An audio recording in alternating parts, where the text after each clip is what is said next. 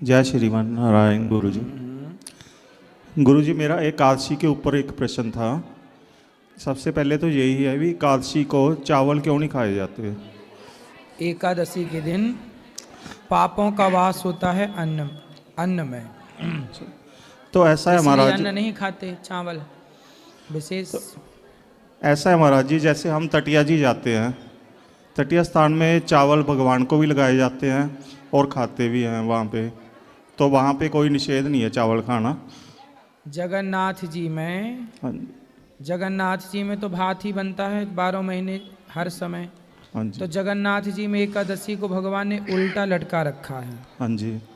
वहाँ एकादशी के दिन चावल खाओगे तो भी एकादशी करने का पुण्य प्राप्त होगा। हाँ जी।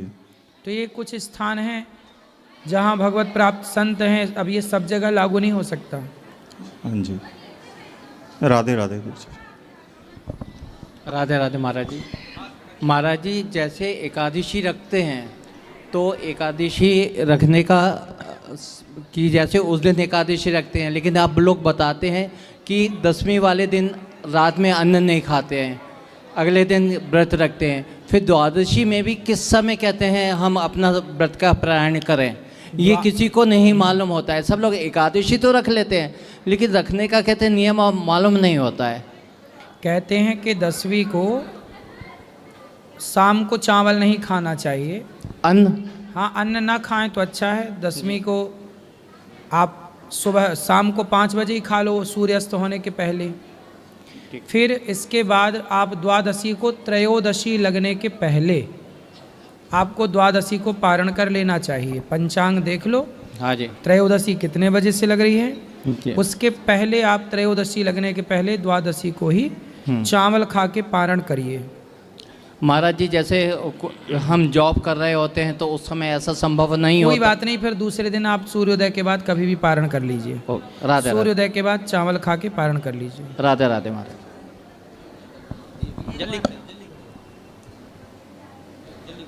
महाराज जी जैसे एकादशी रखते हुए वो काफ़ी साल हो गए, तो जैसे अब उसका उद्यापन करते हैं, कहते हैं एक बार, तो कैसे करें? करते रहो एकादशी, उद्यापन करना है, झूठ कपट का उद्यापन कर लो, एकादशी चलने दो। करना भी चाहे किसी को भोजन भंडारा तो कर लो, प्रसादी पवा दो। ठीक है। राधे राधे गुरुजी। जी गुरुजी मैं 13 तारीख को गुरु दीक्षा लेके गया था। राजस्थान से आया हूँ, करौल डिस्ट्रिक्ट से, और मैं पढ़ा लिखा भी नहीं हूँ, लेकिन हमारे गांव में क्या मतलब जैसे कि अंधविश्वास बहुत है। जैसे कि कोई मर जा, मतलब पुत्र का मुहूर्त नहीं देखता है व्यक्ति, वो मर जाता है तो उसको जैसे शरीर में आने लग जाता है किसी के भी, तो बोलते हैं कि देवता है, इनको पूजो, उनकी मूर्ति बनवा दी जाती है। और मैं इन चीज़ों में बिल्कुल इंटरेस्ट नहीं हूँ। ठीक है, मैं केवल ठाकुर जी को ही पूछता हूँ। मेरी मिसेज है, भरतपुर की है, उन्होंने ही आपकी लॉकडाउन में मुझे कथा सुनाई, तो मैं जब से ही अपने आप को छोड़ दिया बिल्कुल। मतलब मैं पहचान नहीं पा रहा हूँ कि मैं हूँ या नहीं हूँ। मैं ये जान पा रहा हूँ भाई ठाकुर जी है। और दूसरी बात ये है कि मतलब ये सही है या गलत है पूछना इन चीज़ों को। हनुमान चालीसा में लिखा है कि और देवता चित्त न धरई, हनुमत से यह सर्व सुख करें। और देवताओं को और लोगों को चित्त पे नहीं रखना चाहिए, मतलब सबको नहीं भगवान बना के, देवता बना के पूज लो। कोई मर गया है तो उसके मरने हुए व्यक्ति के लिए उसके नाम से पुण्य कर सकते हैं। किसी भूखे को भोजन कराएं, गया श्राद्ध करें, पिंडदान करें, भागवत जी की पाठ कराएं, यहाँ तक तो सब सही है जी। लेकिन उसकी मूर्ति बना के पूजना, फिर वो मूर्ति और नेगेटिविटी फैलाएगी। यही बात है। जो वहाँ जाएगा उस मूर्ति पर, वो मूर्ति उसको नकारात्मक ऊर्जा से भरेगी जी। क्योंकि देखो कोई भी मूर्ति नहीं पूजी जाती जी। घर पर भी जो मूर्तियां हैं वो प्राचीन है तो ठीक है। जो भी घर में ठाकुर जी हों, गोपाल जी हों, जो भी मूर्तियां हों, उनकी एक प्रतिष्ठा करानी चाहिए जी। प्रतिष्ठा कराने से भगवान का वास होता है जी। यदि प्रतिष्ठा किए बिना मूर्ति की पूजा करें कोई भी, तो उस मूर्ति में एक नेगेटिविटी, नकारात्मकता आके बैठ जाएगी, क्योंकि प्रतिष्ठित तो हुई नहीं जी। तो वो मूर्ति सबको खींचती है अपनी ओर जी। या प्रतिष्ठित है तो पॉजिटिविटी को खींचेगी जी। प्रतिष्ठित नहीं है तो नेगेटिविटी को खींचेगी। फिर वो आपको नकारात्मकता से भरती चली जाएगी। जी इसलिए प्रतिष्ठा होना जरूरी है। जी। दूसरा और दूसरा किसी व्यक्ति की तस्वीर, व्यक्ति की फोटो नहीं, मतलब व्यक्ति की मूर्ति नहीं, इस तरह से। और दूसरा प्रश्न ये है गुरुजी, जैसे कि मैंने आपकी वीडियो भी देखी, माला आप यूँ जपते हैं, मेरे को तो मतलब हैबिट नहीं है, क्योंकि मैं तो इसे यूँ जपता हूँ। हैबिट बना लो ऐसे बीच की उंगली से। जी गुरुजी। और एक आपके लिए सुंदर सा भजन गाना चाहता हूँ, पेश करना चाहता हूँ आपके लिए। गाओ एक लाइन। श्री कृष्ण गोविंद हरे मुरारी, हे नाथ नारायण वासुदेवा। श्री कृष्ण गोविंद हरे मुरारी, हे नाथ नारायण वासुदेवा।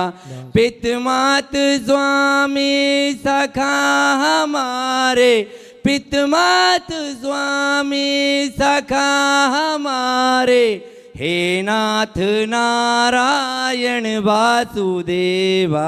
श्री कृष्ण गोविंद हरे मुरारी, हे नाथ नारायण वासुदेवा। बहुत सुंदर, बहुत बढ़िया, बहुत अच्छा। राधे राधे गुरुजी। नारायण गुरुजी।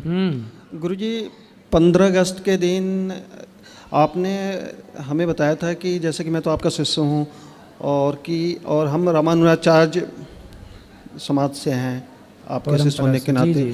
तो उस दिन आपने बताया था अच्चर पूजा के बारे में। कौन सी पूजा? अच्चल, जैसे कि हम मूर्ति की पूजा करते हैं। अर्चा विग्रह। जी जी, अर्चा है वो। जी, तो इसके बारे में प्लीज पंडित जी 2 मिनट। जो घर में भगवान की मूर्तियाँ होती हैं ना, वो अर्चा विग्रह ही होते हैं, जो घर में होती हैं सबके। अर्चा जिनकी हम अर्चा कर सकें, पूजा कर सकें, वो अर्चा विग्रह ही बोलते हैं उनको, उनका नाम ही अर्चा विग्रह है। तो जैसे कि मैं ज्योतिर्लिंग की पूजा करता हूँ, तो सब अच्चर पूजा में ही आएगा? हाँ, जिनकी पूजा हो सकती है सब अर्चा विग्रह हैं। हमारे गोपाल जी, शालिग्राम जी, जिनकी ठाकुर जी की मूर्तियाँ छोटी छोटी घर पे भगवान की पूजा करते, सब अर्चा विग्रह हैं, जिनको उठा के रखा जा सकता है। जो स्थापित हैं वो तो भगवान हैं ही, पर ये चलती फिरती अर्चा विग्रह हैं जी। और मानसिक पूजा के बारे में भी आपने थोड़ा सा। मानसिक पूजा, आंखें बंद करके ऐसा इमेजिन करो कि आप वृंदावन में हैं, आप यमुना जी नहा रहे हैं, बिहारी जी के दर्शन, भोग लगा रहे हैं, सब मानसिक मन से चलेगा। नहीं तो इनको शायद आपने माधवाचार्य से जुड़े थे। हाँ, तो सब बड़े बड़े ऋषि मुनियों ने इनका, माधवाचार्य जी तो हैं ही जो कि मानसिक पूजा करते हैं, साथ में श्री हरिदास जी वो मानसिक पूजा ही करते थे। बड़े बड़े साधु संत सब मानसिक पूजा में जाते हैं, शारीरिक पूजा से ऊपर उठ जाते हैं, मानसिक में बैठे बैठे ध्यान करते हैं, घंटों दिनों दिन 4-4 दिन बैठे रहते हैं। तो वो स्थिति है एक संतों की। जय श्री राधा गुरु जी। गुरु जी राधे राधे। गुरु जी, मैं सुल्तानपुर से आई हूँ। मेरा प्रश्न यह है कि मेरे पति देव से मुझसे बहुत लड़ाई झगड़े होते रहते हैं घर पे। कहाँ है पति? ये बैठे हैं सामने। काय पति, आओ। गुरु जी राधे राधे। काहे लड़ते हो पत्नी से? ये हमसे उल्टा सीधा बात करती हैं गुरु जी। कैसी उल्टा सीधा? ये उल्टा सीधा, जैसे हम कमाने जाते हैं तो उल्टा सीधा घर में कोई बात विवाद करती हैं, तो हमको आते हैं तो गुस्सा लगता है, तो इसे बोलते हैं हम। तो घर में किससे उल्टा बोलती हैं? ये हम रहते नहीं हैं घर पे, सारा दिन काम करने जाते हैं, वही 5 बजे आते हैं। तो ये घर में किससे उल्टा बोलती हैं? दीवारों से बोलती हैं कि कोई सास से बोलती हैं? नहीं, गंदगी के करती हैं, तो हम इसीलिए बोलते हैं इनको सर। तो किससे बोलती हैं घर में? आपके बाद कौन रहता? घर में कौन कौन है आपके? कोई नहीं है। तो दीवारों से बोलती हैं ये? किससे बोलती हैं बताओ? आपसे बोलती हैं कि पड़ोसी से बोलती हैं कि दीवारों से बोलती हैं? किससे? ये बोलती हैं जो है हमको पता लगता है, जो है पड़ोसी से। तो किससे बोलती हैं ये? हमको पता नहीं लगता है ये बात को। तो बिना पता लगाए कैसे बोलते हो कि ये बोलती है? ये हमारा कहना सुना मानती नहीं है, इसलिए हम क्या बोलते हैं इनको। हमको मारती हैं, कुचरी से मारती हैं। ये आपको मारती हैं? हाँ। काहे ये- पत्नी महारानी काहे मारती हो? ये मेरे को शक करते हैं, कहते हैं तुम गलत हो, तुम पराये पुरुष के साथ गलत काम करती हो, जो कि मैं ऐसा कुछ भी नहीं करती हूँ। जब ये सब कहते हैं तो मुझे बुरा लगता है। काहे से मारती हो? मारती नहीं हूँ गुरुजी। मारती हैं गुरुजी, काय कुचरी से मारती हैं, लोढ़ा से मारती हैं, इतना इनकी आदत खराब है। तो तुम अपनी पत्नी को काहे तुम शक करते हो और संदेह रखते हो? तुम्हारी पत्नी अच्छी गुरुजी है? जो नहीं कहना चाहिए, तुम्हारी- गंदी गंदी गाली देते हैं, बाहर से आते हैं बस गाली देना शुरू कर देती हैं। काहे? सुनो, पति हमेशा देव, गाली देना है। बात कराओ। सुनो, तुम किसी के चरित्र पर लांछन लगाओगे बेवजह जी तो तुम्हें तो मार पड़ेगी। ठीक मारती है, तुम इसी लायक हो। गाली काहे देते हो पत्नी को? गुरुजी गाली नहीं देते तुम्हारी हैं पत्नी, पहले। तुमने आज तक किसी पर पुरुष के साथ, पराये मर्द के साथ अपनी पत्नी को देखा? गुरुजी जो तुमने है अपनी आंखों से देखा? पहले बताओ। नहीं देखे गुरुजी तो नहीं। तुम काहे शक करते हो भैया? काहे संदेह करते हो पत्नी पे? देखे भी नहीं, संदेह फिजूल में ही कर रहे हो। ठीक मारती है। काहे बिल्लन से मारती है? बेलन से? लोढ़ा से। लोढ़ा से? जी। हाँ, सिल से भी मारना। अब सुनो, अरे सुनो, सुनो पहले। अरे हमसे तो हम तो नहीं मार रहे हैं महाराज आपको। सुनो, शराब पीते हो? नहीं, मांस खाते हो? कुछ नहीं खाते, सिगरेट, कुछ नहीं, बीड़ी? कुछ नहीं। तुम्हारी पत्नी बहुत अच्छी है, ऐसे शक नहीं करते बेटा, ऐसे में रिश्ते खराब हो जाते हैं। आप कमाते हो, अच्छी बात है। बच्चे हैं आपके? यह इतना बड़ा बेटा है, ये भी इसको भी बोलते रहते हैं। खड़े हो जाओ। बच्चों को भी डांटते हो? क्यों? जो कहते हैं गुरुजी अपने मन के करते हैं। एक जाते हैं, चेन्नई गए हैं, 3 4 5 6 महीना से आए हुए हैं, एक पैसा नहीं लेके आए। जो खर्चा रहता है हम ही को पूरा करना पड़ता है। नहीं तो आप पिता हो तो आप तो ही करोगे तो ना। पूरा करना है तो बोल लिया कि जबान फिर लड़ाते हैं तो गुस्सा लगता है। काहे तुम बाप से जबान लड़ाते हो? बात कराओ, बेटे से बात कराओ। राधे राधे गुरुजी। काहे पिता से जबान लड़ाते हो बेटा? गुरुजी जब ये मम्मी को गलत बोलते हैं तो मैं तो कुछ बोलूंगा ना। अरे मम्मी पापा के बीच में तुम ना पढ़ो, वो दोनों लड़ भड़ के एक हो जाएंगे। तुम अरे- सदा के लिए तुम कह रहे पति पत्नी के बीच में जो बोले लबरा, जी तो तुम काहे लबरा बन रहे हो?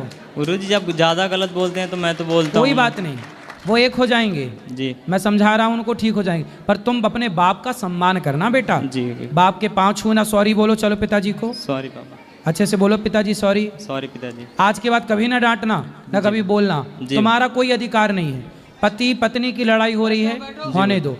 तुम बच्चे हो, तुम्हारा अधिकार नहीं है बोलने का। ठीक है? अब सुनो, तुम बात करो, पिताजी से बात कराओ। बेटा, जब तुम लड़ोगे आपस में जी। तो तुम्हारी लड़ाई का प्रभाव तो बच्चों में पड़ेगा ना। जी बताओ ना। जी। तो बच्चों में देखो वो क्या कह रहा है कि तुम माँ को गलत बोलते हो। भला कोई बेटा अपनी माँ के बारे में गलत कैसे सुनेगा? गुरुजी ये कहते हैं, इनको उलगारते हैं कि जो है कि तुम भी बोलते नहीं हो, मारा करो। ये नहीं, अब मैं अब ये- समझाऊंगा। सुनो, आज से आप भी अपने पति पे हाथ नहीं उठाना। बात कराओ। पति पे हाथ उठाना बहुत बड़ा पाप है। नहीं गुरुजी, मैं हाथ नहीं, लेकिन जब हाथ कर देते हैं तो मारते हैं, जब गुस्सा लगता तभी मारती हूँ, नहीं तो हाथ नहीं उठाती हूँ। नहीं, आगे से नहीं मारना। नहीं मारेंगे गुरुजी। हाथ जोड़ के प्रार्थना करो, मारना मत। हाँ नहीं मारेंगे। खाओ माँ कसम के नहीं मारोगी। माँ कसम खा रहे हैं, नहीं मारेंगे, पति को नहीं मारोगी। कभी नहीं। अब देखो माँ कसम खा गई। लेकिन बात कराओ। ये भी आज के बाद कभी उल्टा सीधा ये भी ना- बात करेंगे ना। क्यों? अब ये माँ कसम खा के बोल रही है कि आपको कभी नहीं मारेंगी। ठीक है गुरुजी। आप भी माँ कसम खा के बोलो कि आप भी इन पर शक संदेह नहीं करेंगे। आप शक नहीं करेंगे इसे। आपकी पत्नी अच्छी है, गलत स्त्रियां होती तो वो अलग दिख जाती हैं। जी आज नहीं कल तुम्हारा इतना जवान बेटा है, यदि ये गलत होती तो चलो तुम्हारी नज़रों से बचती, कभी बेटा तो देखता ना, कोई तो देखता। जी। ये भी कहते हैं कि हाँ मम्मी कुछ गलत हैं। कौन कहता? ये लड़का ये बोले ये। बात कराओ, बात कराओ। जी गुरुजी। हाँ, क्या बोला आपने? मैंने कुछ नहीं बोला गुरुजी, अपने आप बोल रहे हैं। क्यों? सुनो, बात कराओ। अब कोई बात नहीं, छोड़ो कल की बातें, कल की बात पुरानी। जी। पत्नी गलत नहीं है आपकी, आप भी गलत नहीं हो, लेकिन प्रेम से रहो। अब वो आपको कह रही हैं कि हम कभी नहीं मारेंगे, आप भी पक्का वादा करो कि आप भी कभी संदेह नहीं करोगे। जब तक यदि आपको संदेह है जी। तो अपनी आंखों से देखो ना। जी। तुम काम पे मत जाओ, देख लो कि भाई कभी अचानक आके देख लो। गुरुजी ये कहती हैं कि घर रखाते हो। कोई बात नहीं भाई, घर पे रहोगे तो बच्चों की पढ़ाई कैसे होगी? काम भी तो जरूरी है। नहीं गुरुजी, कमाएंगे नहीं तो खाएंगे क्या? ये बात तो बात सही सही है। नहीं कमाओ, पर कभी कभी 2-4 महीने में बीच में एक दिन बीच में आके देख लो हाँ छुट्टी लेके, कि तुम्हें यदि ज़्यादा ही शक है तो देख लो ना। ठीक है गुरुजी। तो पक्का वादा? पक्का है। अब प्रेम से रहोगे ना? जी, इसीलिए मैंने यहाँ पे आया हूँ मैं गुरुजी। आए हो ना जी। अब देखो, अब ये मारेंगे नहीं आपको। हमने कहा कि चलो जो है गुरु महाराज के यहाँ और वहाँ दर्शन करेंगे, उसके बाद तो आएंगे गुरुजी। चलो प्रेम से रहना। जी। सॉरी बोलो इनको। सॉरी। सॉरी शक्तिमान, ऐसे बोलो। गुरुजी ए अच्छे से बोलो यार। सुनो, बोलो इनको सॉरी शक्तिमान। सॉरी शक्तिमान। हाँ, ये शक्तिमान तो मारती है। आप भी बोलो सॉरी। सॉरी। सॉरी पहले सॉरी। पहले कहा है ना औरी, अब औरी सॉरी। बोलो सॉरी पति देवता। सॉरी पति देवता। अब ना मारेंगे? नहीं मारेंगे। हाँ हाँ, खुश रहो। ठाकुर साहब का नामकरण कर दो। ठाकुर साहब? हाँ ये लिए। अच्छा ये ठाकुर साहब, ये जाओ ठाकुर जी, भगवान जी का नामकरण लाओ। अभी रखेंगे, अंदर मिलना। अच्छा है, आप दोनों के दर्शन करके हम धन्य हो गए। सुनो, अब यदि तुम सकवक करे तो पिटोगे ऐसी सिलबट्टे से। हेलो। हाँ राधे राधे गुरुजी। खुश रहो बेटा, राधे राधे। मैं आपको कुछ सुनाना चाहती हूँ। सुनाओ। नारायण नारद हरि कपिल देव शीलाम अंत हरिव मोहिनी दत्तात्रेयदाम नंति वामन व्यास जी ऋषभदेव कौमार यज्ञ पुल धन्वंतरि बौद्ध कल की अवतार पितुला जावालह पुनि की चंद्र भगवान परशुराम मत कमत वेद पद्म पुराण प्रमाण। ठीक है, ये भगवान के 24 अवतारों के नाम बता रही है बेटी। 5.5 महीने में ये पैदा हो गई थी, तो माँ के पेट में 5.5 महीने तक रही। और फिर गुरुजी। हाँ जी। और मेरा ये सवाल की हंस अवतार क्यों लिए थे भगवान? ब्रह्मा जी को उपदेश करने के लिए, ब्रह्मा जी को उपदेश करने के लिए भगवान ने हंस का अवतार धारण किया था। मैया आपसे कुछ बात करना चाहिए। कराओ। राधे राधे गुरुजी। जी। गुरुजी, स्त्रियों को कौन से हाथ में अंगूठी पहननी चाहिए? 10 उंगलियां में पहनो, भगवान करे खूब अंगूठियां हो।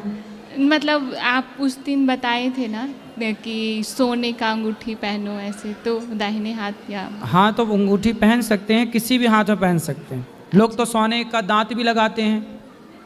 दांत भी मतलब सोना मढ़वा लेते हैं दांत में, तो सोना शुभ है, कहीं भी पहनो। दाहिने हाथ में पहना जाता है। कोशिश यही हो, जब बाएं हाथ में पहनोगे तो नहाने धोने के टाइम उतारना पड़ेगा। दाहिने हाथ में पहन सकते हैं, बढ़िया। अनामिका है, मध्यमा है, कनिष्ठिका है, जहाँ हो जाए। लोग तो 10 में पहनते हैं। और मैं मिथिला से हूँ गुरुजी, तो वहाँ पे ना अभी ऐसे भ्रांति फैल गई है कि बच्चों के जन्म हो या फिर किसी की मृत्यु हो तो मछली काट के और वो मतलब 13 दिन में खिलाते हैं। बच्चे के जन्म में 6वें दिन में खिलाते हैं और भगवान ऐसा बोलते हैं कि भगवान को चढ़ाना है। तो मछली? हाँ, मैंने सुना बकरा काटते हैं। हमने मछली वहाँ पे मिथिला मधुबनी डिस्ट्रिक्ट की हूँ। तो मैं भी खाने लगी थी आपके कथा में जुड़ने से पहले। क्या बोलते कि जो मतलब सौभाग्यवती है उनको मछली खाना अच्छा है, शुभ होता है। लेकिन आपकी कथा सुनने से ना बहुत सारे मेरे अंदर बदलाव आए। और सबसे बड़ी बात ये मुझे ये समझ आई कि किसी को हत्या करके हम अपने सौभाग्य को कैसे बढ़ा सकते हैं। बिल्कुल सही है। तो ये आपकी कथा के माध्यम से हमें रोज़ नई नई चीज़ें सीखने को मिलती है। आपका बहुत बहुत धन्यवाद गुरुजी। खुश रहिए। राधे राधे गुरुजी। जी गुरुजी, मैं वैसे तो सही हूँ, जयपुर से आई हूँ मैं। हाँ। और ये मेरे पति देव हैं, बाकी परिवार में सब बहुत अच्छे हैं। मेरी बहू बेटे सब बहुत प्यार करते हैं मुझे। पर मेरा एक प्रश्न है गुरुजी, हम लोग गया जी गए थे, तो वहाँ हमने गया श्राद्ध वगैरह करा, तर्पण करा, तो वहाँ ऐसे बताया था कि जैसे हम लोग जैसे तिथि वगैरह आए तो उनका श्राद्ध ना करें। पर अब आप बताइए कि क्या करना है। किसका श्राद्ध? जैसे मेरे ससुर जी हैं। हाँ, तो श्राद्ध कर सकते हैं। तो वहाँ तो उन्होंने ऐसे कह दिया था कि अब जैसे यहाँ आप तर्पण करे हो तो कुछ नहीं करोगे। नहीं, श्राद्ध कर सकते हैं। पिंडदान एक बार हो गया तो फिर पिंडदान नहीं करते। अच्छा। बाकी तर्पण तो कर सकते हैं, भागवत जी उनके लिए करा सकते हैं। तो जैसे मेरी ताई जी वगैरह कह रहे थे कि बोले अब हम ब्राह्मणों को भोजन कराएंगे कि नहीं कराएंगे। हाँ, भोजन पानी तो कराओ, शुभ कार्य करने कभी बंद ना करो। तो जैसे उनकी तिथि आती है और उनकी तिथि पर हमेशा उनके नाम से किसी को भोग लगाओ, कन्याओं को खवाओ, गरीबों को खिलाओ, ब्राह्मणों को खिलाओ, गाय को खिलाओ, क्या दिक्कत है? तो नाम ले सकते हैं उनका? बिल्कुल बिल्कुल, उनके नाम से खिलाओ। ठीक है, राधे राधे गुरुजी। गुरुजी, वहाँ के लोग तो मना करते हैं कि नहीं ऐसा कुछ मत करना। वहाँ के लोगों से हमने पूछा, पंडितों से, तो बोलते हैं ऐसा कुछ मत करना, उल्टे पड़ जाएंगे, नाम मत लेना।